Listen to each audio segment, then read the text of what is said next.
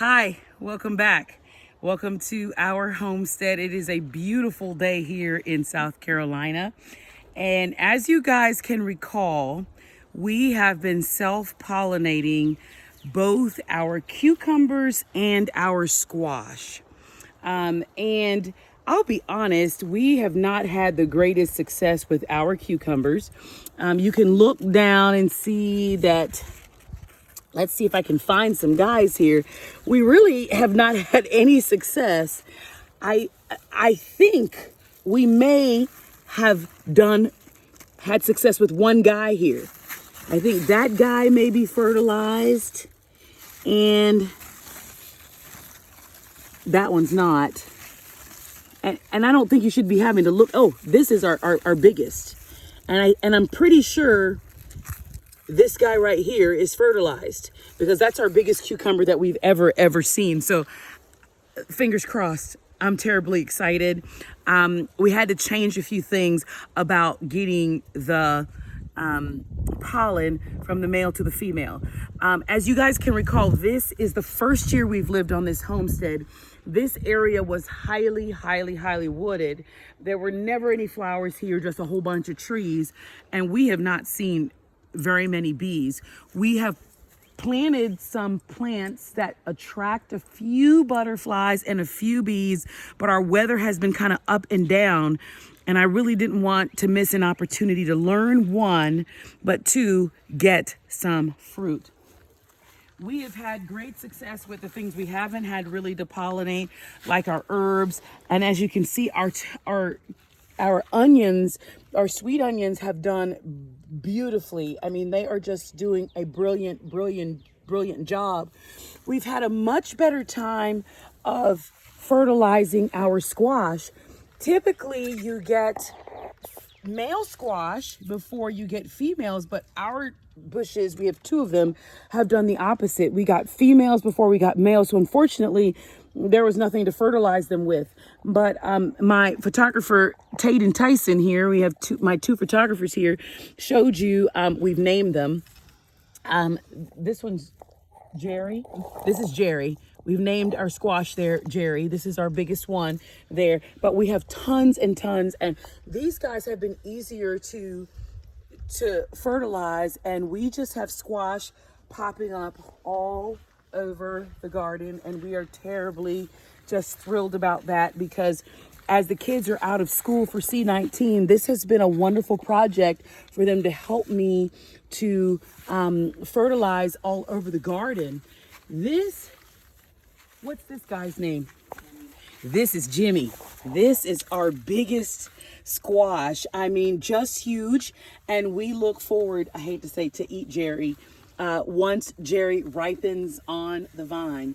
The other changes that we have seen are we're seeding a lot of growth to our seedlings of carrots. We ate our seedlings from our microgreens. Those were delicious. And we've also seen some growth of our jalapeno peppers that are coming in. Awesome, Tate. And then we have seen some development of our bell peppers as well. They have really started to come in. I will say that the other day we had I don't know if I call it a wonderful surprise or as I would call it, an educational experience. I don't know. I'm a gardener that doesn't like bugs. I know. Who is a gardener that doesn't like bugs? But I came out the other afternoon. My husband wanted to see the progress of the garden. He was surprised that we had all stuck with it as long as we have. And we noticed that there were these white flecks. And this actually is actually better than it was. We noticed these white flecks all over this particular plant of tomatoes.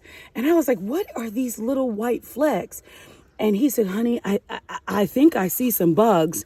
And then I flipped over the leaf. And of course, I'm sure all of you know, we unfortunately started seeing some aphids. So here's some examples of aphids they are huge. I mean, these things are huge. We had thousands and thousands of aphids. This is nothing. And so today I'm going to give the tomato plant its second treatment of for the aphids, because this actually is a splendid result compared to how many we had before. So I'm going to kind of show you what we did. The first thing we do is I give the tomato plant a bath. You guys have the water on? Mm-hmm. Okay, so I kind of turn my hose and I kind of find a good, I want to use a jet. So I kind of give it a bath. I literally lift these leaves and I give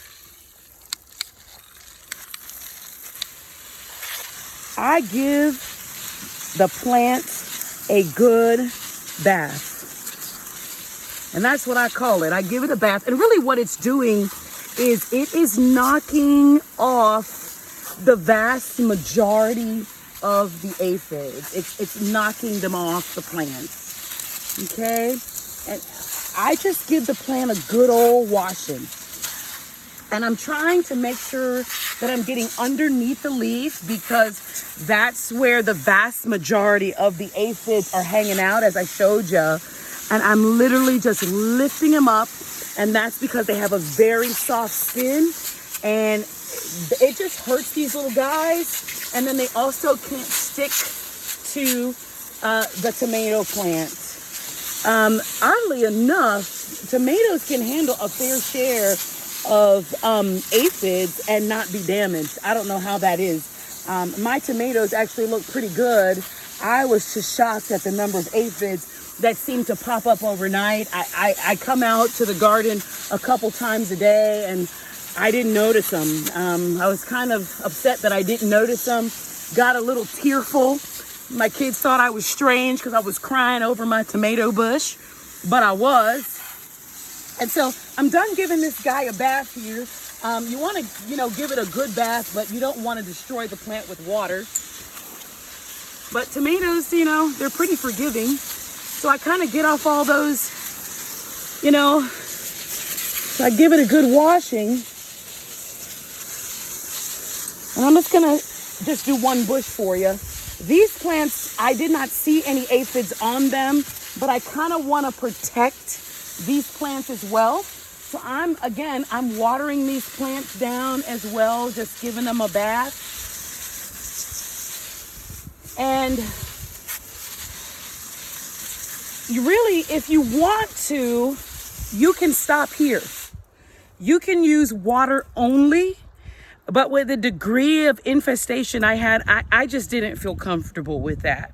So I used a solution, and you have to decide on what, works for your crop and as to what's safe. And you also want to try and apply it when it's not too sunny out or when the sun's going down. I know that the sun's getting ready to go down here in South Carolina pretty soon. So I actually may wait to spray this side of the bush. So I'm going to go over here where it's kind of shady. And you just want to kind of mix up a little bit of neem oil and soap. And what the neem oil, the soap does is allow the oil to kind of stick to the leaf.